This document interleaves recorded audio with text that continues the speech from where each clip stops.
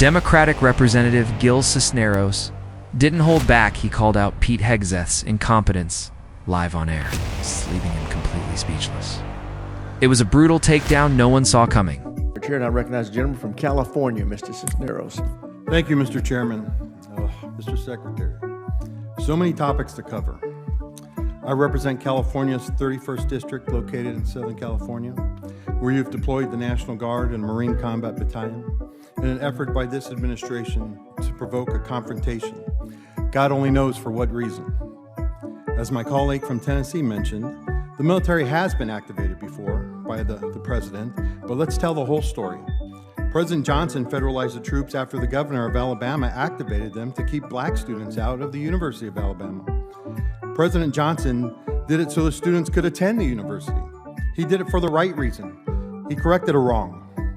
California did not ask the president for help, and the presence of the military is an effort by this administration to intimidate and incite fear and violence amongst its citizens. You failed at ensuring basic operational security by sharing classified data over an unclassified network. This was blatant, lazy, and put service members' lives at risk. In knowing that your office is a SCIF, I hope you are not bringing in your devices, your personal cell phone, or even your work phone, because that's not supposed to be in there either, right? Your cell phone, into your office to send these signal chat texts. Your blatant lack of basic OPSEC would have gotten you resigned, forced you to resign from any other administration. You're requiring 8% cuts across all services, not to save the taxpayers money, but to fund President Trump's pet projects. You talk about quality of life for service members, but yet you take $1 billion away from the Army that was meant to improve their barracks and their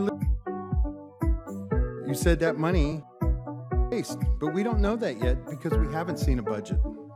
If the president has projects he wants funding for, you need to come before this body and provide reasoning, not just shift money around.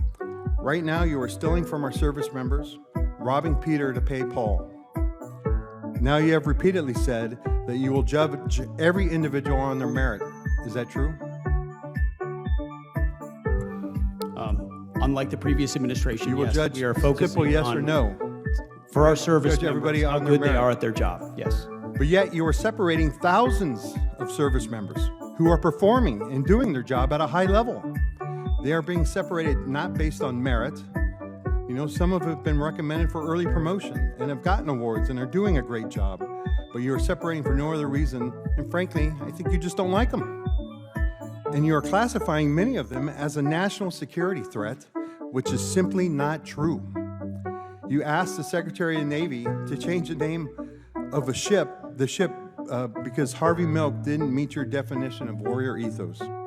If a Korean War veteran and a Navy diver who gave his life for standing up for his beliefs doesn't meet your definition, I don't know what will. You keep talking about recruiting. Well, let's face the facts here, right? Recruiting started improving before President Trump even came into office.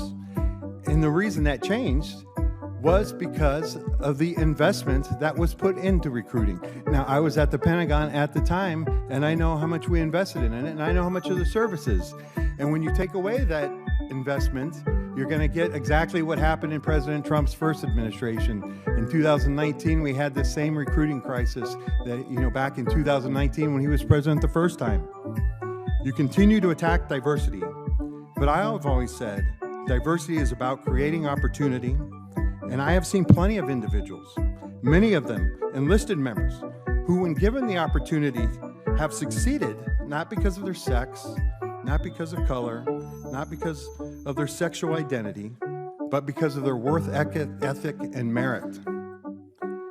Mr. Secretary, when using your definition of DEI, I think there's only one individual at the Pentagon right now who got his job based on that merit, and that is you, and you got it because of sucking up to your boss. And with that, I yield back. Gentleman yields back. Chair now recognizes the gentleman from Indiana, Mr. Mesmer.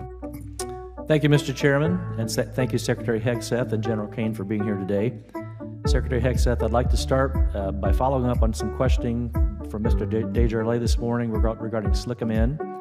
I really appreciate your response regarding the importance of the program. I want to add my voice to the chorus of those who believe the SLCM is a vitally important program, and I'm looking forward to the budget boost that you mentioned for its development and deployment. Is there anything else you'd like to add about your view of the importance of investing in the SLCM program?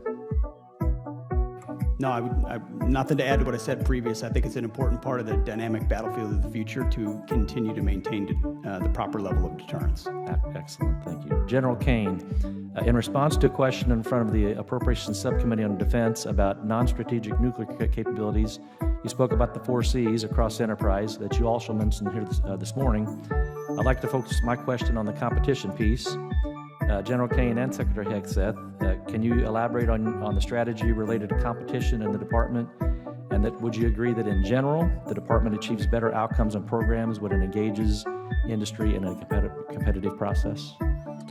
Yes, sir. Absolutely, we do. I mean, there's many case studies over the arc of the last 30, 40 years that show how the taxpayer gets a better deal, the warrior gets a better deal when multiple entrants come to the table to drive better outcomes out of each of those producers. And as we look at the House's efforts, the Senate's efforts to work together along with the department and the other leadership to generate the national and defense industrial base of the future, I really hope we encourage competition, not just with the existing primes, but new entrants and even startups. I spent some time in the private sector as an entrepreneur and realized quickly the value of competition to get to better outcomes. Outstanding. Secretary?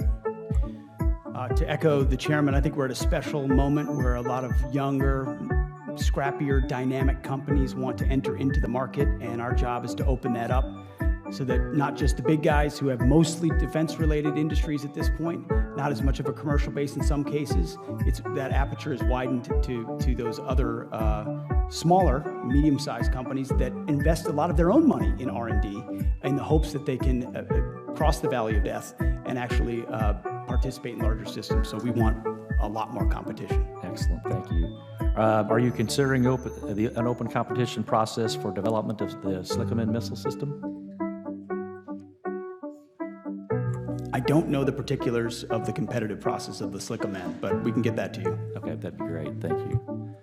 Secretary Hegseth, on the HACD subcommittee hearing, you also mentioned our AUKUS partnership and how you've been working with Minister Marles and Secretary Haley, not only relying upon the previous administration's Pillar 2 framework, but also finding new ways to supercharge Pillar 2 and setting up new signature programs under the AUKUS framework. What are the best capabilities in the near term that AUKUS Pillar 2 can deliver to our warfighters? Well, I don't want to get ahead of our discussions with Marles and Healy in Australia and UK in particular, but they're ongoing, they're recent, and with an interest in identifying precisely those projects that we share a mutual interest in, that are a part of our future fight, where all of our defense industrial bases can contribute and benefit from collaboration. So we are looking for that, and we will. Excellent. Would you anticipate hypersonic capabilities like a hypersonic glide vehicle or new electronic warfare systems could be a potential programs that AUKUS could focus on delivering?